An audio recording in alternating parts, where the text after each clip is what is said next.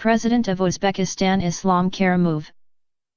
Mr. Putin, I am truly happy to see you on your official visit to Uzbekistan. Welcome to the city of Tashkent. I would like to once again say that we have felt your absence over these many years in Tashkent. You have not visited us for a long time.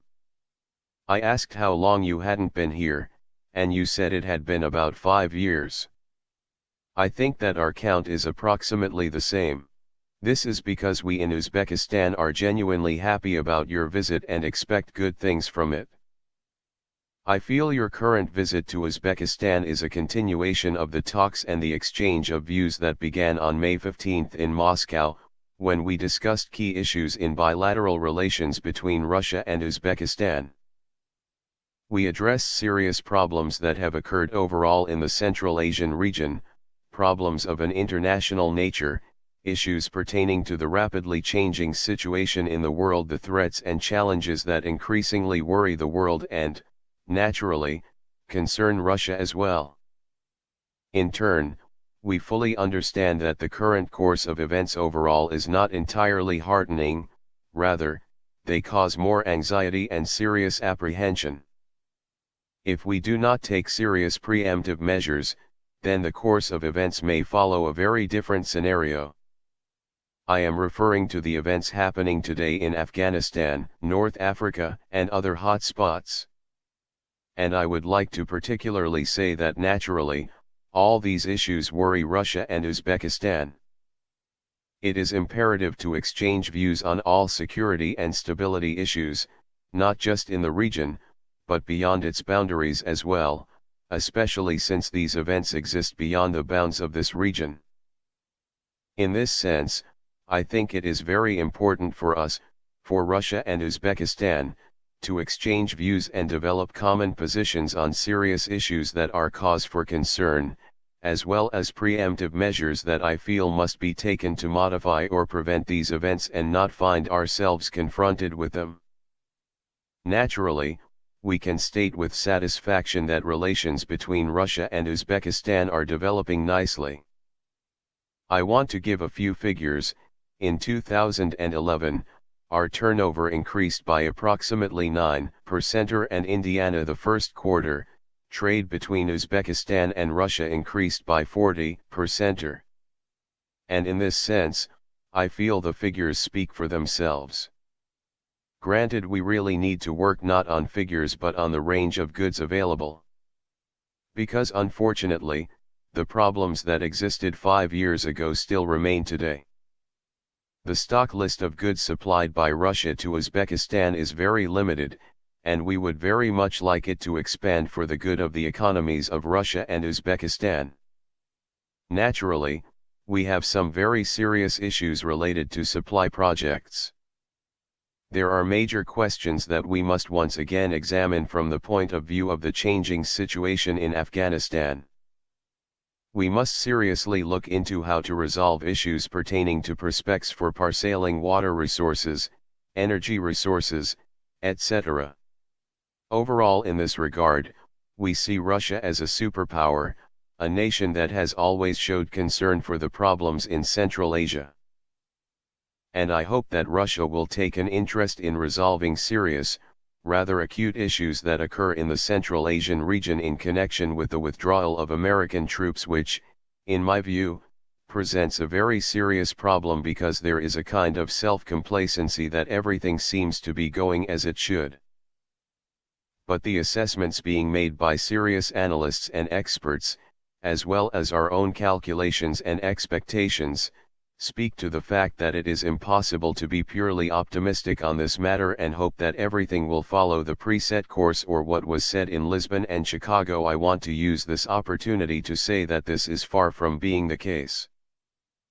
And in this regard, we have serious concerns that the withdrawal of peacekeeping troops, and I doubt this can be denied, will result in an increase in terrorist and extremist activities and drug trafficking, that their volume and scale will increase, and that terrorist and extremist activities will not remain in Afghanistan, spilling out beyond its borders.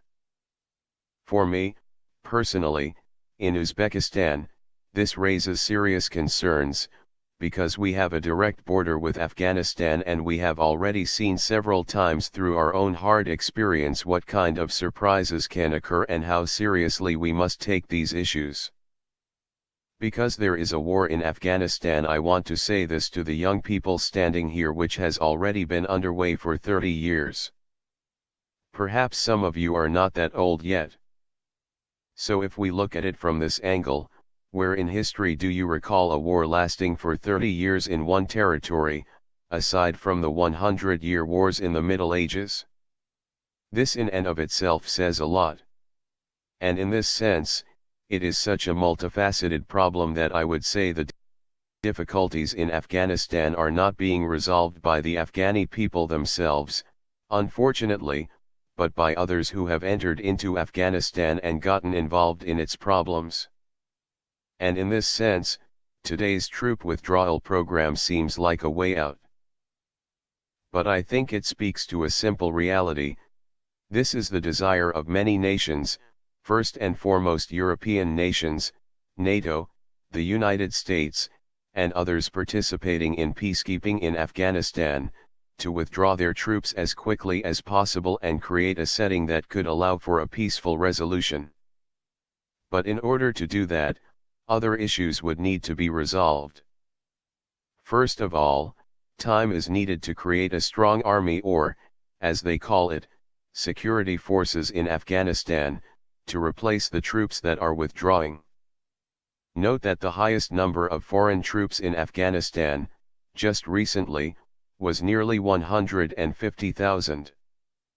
By the end of this year, or by the end of September of this year, according to NATO estimates, the number of foreign troops will be about 68,000. Thus, about half of the troops will be withdrawn. Can the situation change if the number of troops decreases, if financing decreases for these operations and everything related to peacekeeping in Afghanistan and the resolution of socio-economic issues, etc.? It is already decreasing today. And the situation can develop the other way. This is illogical. If this problem is not resolved, if it is not fully exposed as it truly is, I think many things will unravel later, and we will simply miss the moment. President of Russia Vladimir Putin. Mr. Karimov, thank you for your invitation. It is true that I have not been to Tashkent in a long time. This is normal, since your partner was President of the Russian Federation Dmitry Medvedev. And your meetings occurred regularly, but we also maintained working and personal relations. I am grateful to you for our previous meetings, including in the government of the Russian Federation building, as I recall, when you visited me in Moscow. We are constantly maintaining an interstate dialogue. Uzbekistan is one of our highest priority partners in the region. We have special relations with Uzbekistan. We are well aware of your nation's potential and we will build relations with Uzbekistan in accordance with its potential and in accordance with the deep roots of the relations between our people.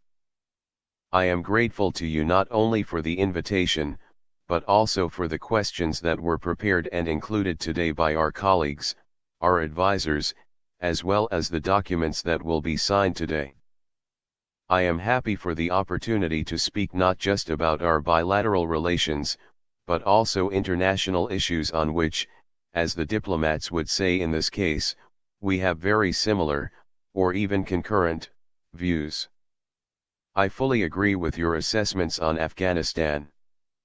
Here, we certainly have much to think about, because all this is happening in close proximity to our borders.